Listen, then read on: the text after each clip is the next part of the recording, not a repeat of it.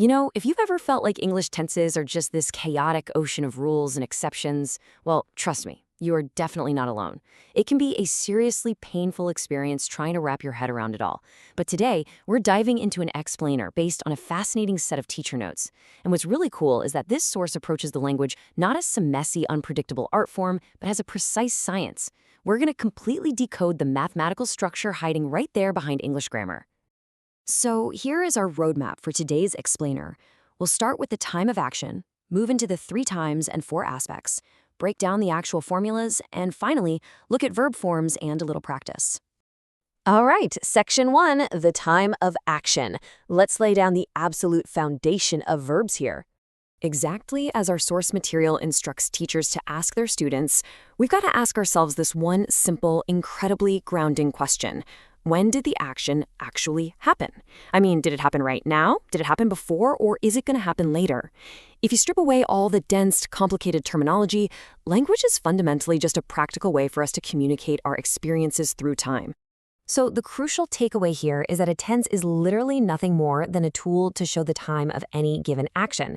That's it. It's a grammatical category created for one very specific purpose, to anchor your thoughts in time. Honestly, when you start thinking of a tense as just a mechanical timestamp, it takes the mystery out of it entirely. Moving right along to section 2, 3 times 4 aspects. Let's see how we build this system out. The whole system kicks off with a totally straightforward timeline containing 3 basic points. We've got actions happening before, right? That's the past. We have actions happening right now, which is the present. And we have actions happening later, which we naturally label the future. These are 3 main pillars of time. But look, if English only had 3 tenses, it would be pretty clunky to use. We definitely need a bit more nuance than that. And to get that nuance, our source explains that we multiply those 3 times by these 4 grammatical aspects: simple, continuous, perfect, and perfect continuous. The best way to think about this is that the time is when the action happens, and the aspect is how the action flows. Like, is it a simple one-off fact? Is it continuous, meaning it's currently in progress? Is it perfect, meaning it's already totally completed? Or is it some kind of mix? So do the math with me here. If we multiply those 3 times by these 4 aspects, we get exactly 12. And this is the real game changer. While English can feel totally infinite, this framework reveals that it actually boils down to a closed matrix of just 12 tenses. It's a completely closed system. You just have 12 boxes to check, and once you know them, you know the entire temporal structure of the language. Which brings us to section 3, the tense formulas explained. Let's pop the hood and look at the mathematical blueprints. First up, let's check out the present formulas. Now notice how the core ingredients actually shift here. For a simple habit, we just use a subject, a base verb, which we'll call V1, and an object. Easy enough. But to show an action happening right now, the formula expands. We add helpers like am, is, or are, and we tack an ing onto the verb. We're literally just swapping variables to change the meaning. For the present perfect, we swap in has or have alongside our completed verb form, V3. And for the present perfect continuous, the formula expands a bit further by standardizing variables to show a continuing action.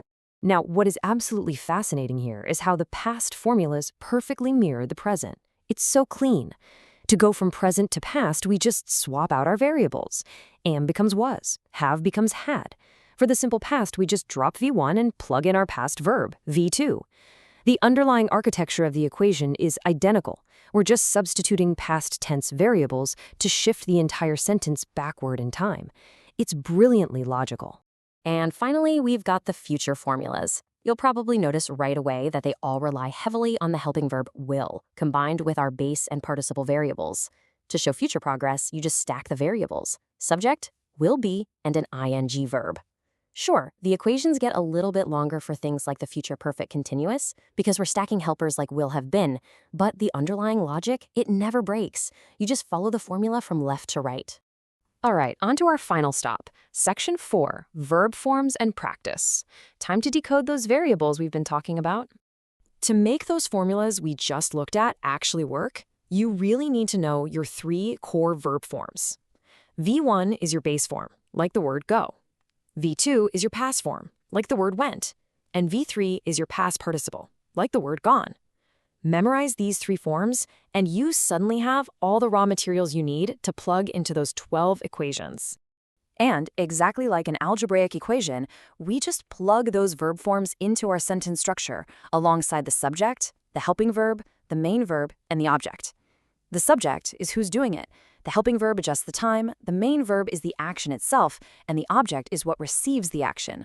Seriously, when you start looking at a sentence this way, you aren't just reading words anymore. You're looking at structural variables. Check this out. Compare the absolute simplicity of a daily habit to the supposedly super intimidating present perfect continuous tense. A lot of people just freeze up when they hear perfect continuous, but visually, it's actually just a slightly longer string of easy-to-follow variables. It's really no harder, it just has 2 extra blocks stacked in the middle to give us a much more specific slice of time. It's basically grammar Lego. So, following the exact instructions laid out in our teacher's notes, I'm going to challenge you right now to actively practice this. Write a sentence for each tense using the formulas, then go back through and actually identify these 4 structural parts: the subject, the helping verb, the main verb, and the object. Once you can dissect your own sentences this way, you're in total control of the language. As we wrap up this explainer, I want you to always remember this grounding truth straight from our source material. Tenses show the time of an action. That is it. Grammar isn't magic. It's not a collection of arbitrary rules designed just to trip you up. It is simply a highly logical, structured system designed to help us communicate exactly when something occurred. By studying this matrix and really mastering these 12 distinct equations, you've basically unlocked the architectural blueprints to effortlessly time travel in your writing and speaking. You can place your listener exactly in the moment you want them to be in, whether that's a completed action deep in the past or an ongoing action way out in the distant future. So I'll leave you with this. What bold new sentence will you construct next now that you hold the ultimate grammar code? Keep using these formulas, experiment with the variables, and just start building. Thanks so much for joining me for this explainer, and I absolutely can't wait to explore more incredible structural secrets with you next time.